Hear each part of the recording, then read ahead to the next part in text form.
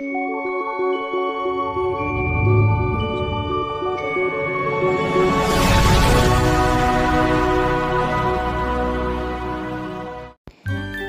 বন্ধুরা, welcome to my channel Mishtu Mom চ্যানেলটিতে সবাইকে স্বাগত। আজকে সম্পূর্ণ নিরামিষ আর দারুণ স্বাদের একটা রেসিপি শেয়ার করব, দুধ পটল। এটা বানানো যেমনই সহজ, খেতেও কিন্তু তেমনই সুস্বাদু। আর বানাতেও উপকরণও লাগে ভীষণই কম। খুব কম তেল মশলায় এই দুর্দান্ত স্বাদের দুধ পটল কিভাবে বানিয়ে নেওয়া যায় দেখে নেওয়া যাক আজকের এই ভিডিওতে। রেসিপিটা বানানোর জন্য এখানে 400 গ্রামের মতো পটল নিয়েছি। এটা আমি খোসা ছাড়িয়ে ভালো করে ধুয়ে রেখেছি। এবারে পটলগুলো আমি মাঝে একটু চিড়ে দিচ্ছি। এরকমভাবে চিড়ে দিলে মশলাটা ভালোভাবে ঢুকবে আর খেতে একটু টেস্টি হবে।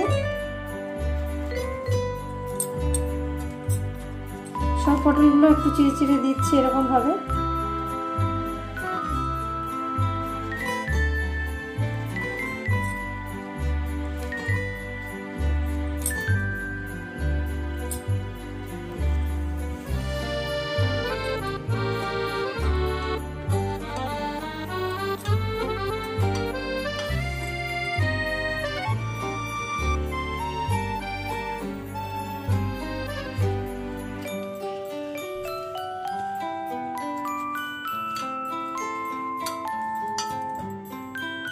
সব পটলগুলোই করে নিতে হবে।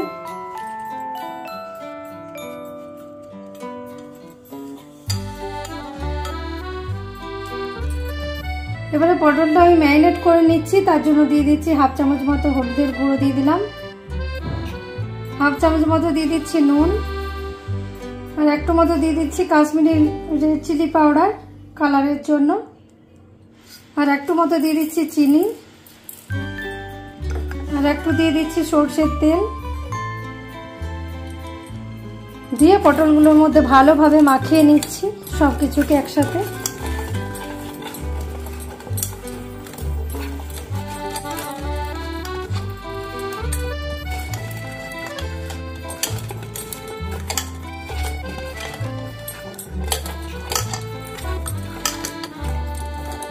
পটলগুলো আমার ভালোভাবে ম্যারিনেট করা হয়ে গেছে। এটা 10 মিনিটের জন্য এখন রেখে দিচ্ছি।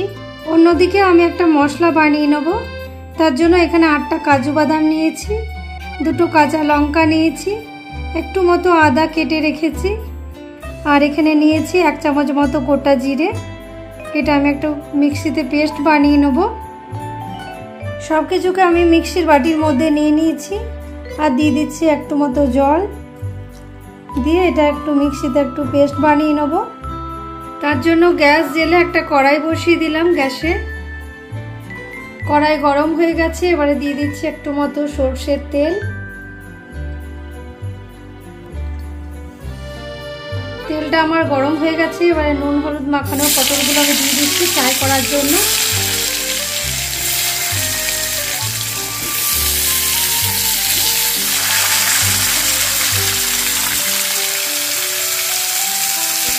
এবারে পটলটা ভালোভাবে ফ্রাই করে নিতে হবে 2 মিনিটের মতো। যতক্ষণ পর্যন্ত লালচে একটা কালার আসছে ততক্ষণ পর্যন্ত এটা ফ্রাই করে নিতে হবে। কালারটা আমার চেঞ্জ হয়ে এসেছে, ফ্রাই হয়ে গেছে, তুলে নিচ্ছি।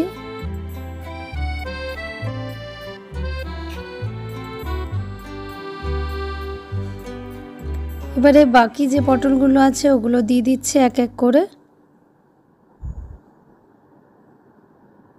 দিয়ে ভালোভাবে এটাও ফ্রাই করে নিচ্ছি।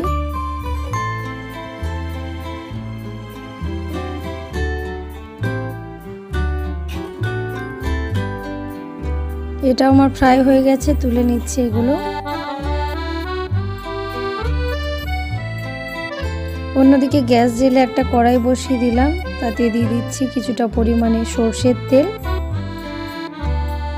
তেলটা গরম হয়ে গেছে। এবারে দিয়ে দিচ্ছি একটা তেজপাতা, একটা শুকনো লঙ্কা, হাফ চামচ গোটা জিরে, একটু লং, এলাচ, একটু দারচিনি দিয়ে হালকা এটা ফ্রাই করে নিতে হবে।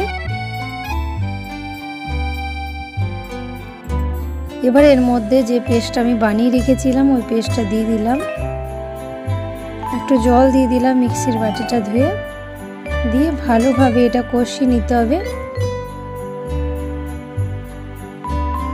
এবারে এর মধ্যে দিয়ে দিচ্ছি হাফ চামচ হলুদ গুঁড়ো, 1 চামচ দিয়ে দিচ্ছি জিরে গুঁড়ো, আর হাফ চামচ দিয়ে দিলাম কাশ্মীরি লঙ্কা গুঁড়ো, দিয়ে সব কিছুকে ভালোভাবে মিশিয়ে নিতে হবে। 2-3 মিনিট ধরে এটা ভালোভাবে কষিয়ে নিতে হবে।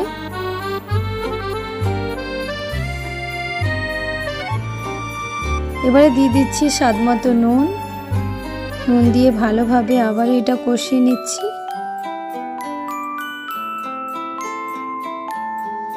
কি সুন্দর তেল বেরিয়ে আসছে দেখুন, মানে অনেকটাই আমার কষানো হয়ে গেছে।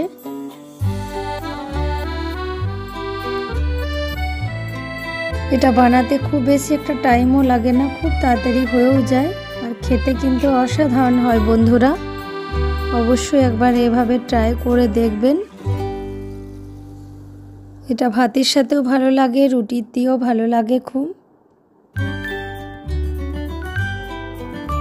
এবারে একটু জল দিয়ে দিলাম এটার মধ্যে, যেহেতু লেগে যাচ্ছিল, দিয়ে ভালোভাবে আবার এটা মিশিয়ে নিচ্ছি।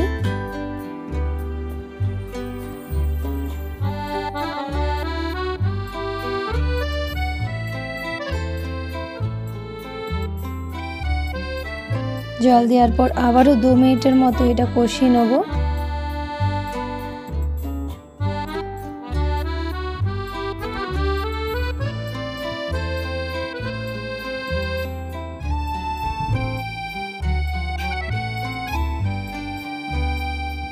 এবার ভেজে রাখা পটলগুলো দিয়ে দিলাম এর মধ্যে, দিয়ে ভালোভাবে মিশিয়ে নিচ্ছি মশলার সাথে পটলগুলো।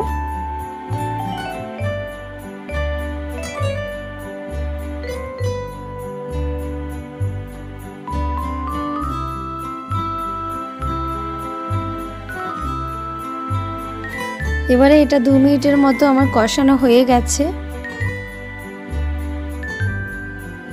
এবারে এর মধ্যে দিয়ে দিচ্ছি 1 কাপ মতো দুধ দিয়ে দিলাম।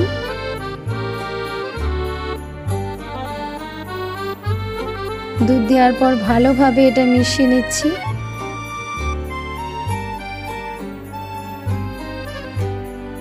খুব ভালোভাবে আমার মেশানো হয়ে গেল। এবারে এটা আমি 10 মিনিটের জন্য একটু ঢাকা দিয়ে দিলাম, 10 মিনিট হতে দেবো। 5 মিনিট পর একটু ঢাকাটা খুললাম, আমি যেহেতু একটু চিনি দিতে ভুলে গেছিলাম।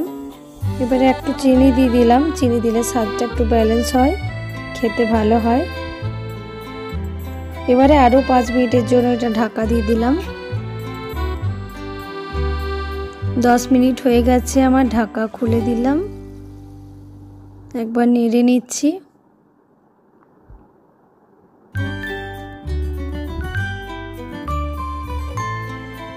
পটলটা আমার অনেকটা সেদ্ধ হয়ে গেছে, যেহেতু ঢাকা দিয়েছিলাম। গ্যাসের ফ্লেম বন্ধ করে দিলাম, আর দিয়ে দিচ্ছি হাফ চামচ মতো গরম মশলা গুঁড়ো, আর একটু মতো বাটার দিয়ে দিলাম, দিয়ে ভালোভাবে মিশিয়ে নিচ্ছি।